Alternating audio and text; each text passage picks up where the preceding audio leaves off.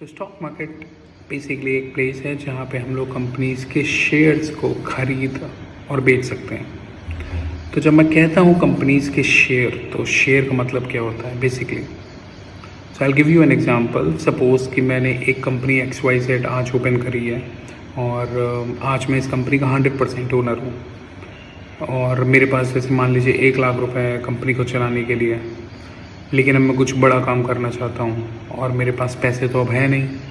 तो मैं क्या करूँगा, मैं अपनी कंपनी की कुछ ओनरशिप को लोगों को दूंगा और उसके बदले में उनसे पैसे लूँगा। तो जैसे मान लीजिए मैंने अपनी 10% ओनरशिप को डाइल्यूट किया, तो इसका मतलब होता है कि मैं अपने कंपनी के 10% शेयर्स को पब्लिक में लेके जाऊंगा और मैं पब्लिक से पैसे लूँगा और उसके करस्पॉन्डिंग में पब्लिक को शेयर्स दूंगा। तो जैसे मान लीजिए आपने मेरी कंपनी के एक शेयर को ख़रीदा, तो आप उस कंपनी के उस शेयर के परसेंटेज के हिसाब से हिस्सेदार बनेंगे।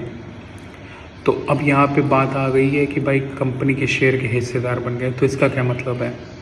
तो इसका ये मतलब है कि अगर मेरी कंपनी का प्रॉफिट हो रहा है, मतलब अगर मेरे शेयर्स के प्राइस अप होंगे तो आपका भी प्रॉफिट होगा, और अगर मेरी कंपनी लॉस में जा रही है तो मतलब मेरी कंपनी के शेयर्स के प्राइस डाउन होंगे तो आपका भी लॉस होगा। फॉर एग्ज़ाम्पल जैसे मैं देता हूँ रिलायंस का एग्ज़ाम्पल। जैसे रिलायंस का शेयर मान लीजिए 2000 रुपये का है अभी, और अगर कल शेयर बढ़ गए और 2500 रुपये के हो गए, तो अगर आप उस शेयर को बेचेंगे तो आप 500 रुपये के प्रॉफिट में होंगे। लेकिन अगर वही रिलायंस के शेयर 2000 से 1800 पे आ गए, तो अगर आप उस शेयर को बेचते हैं तो आपका 200 रुपये का नुकसान होगा।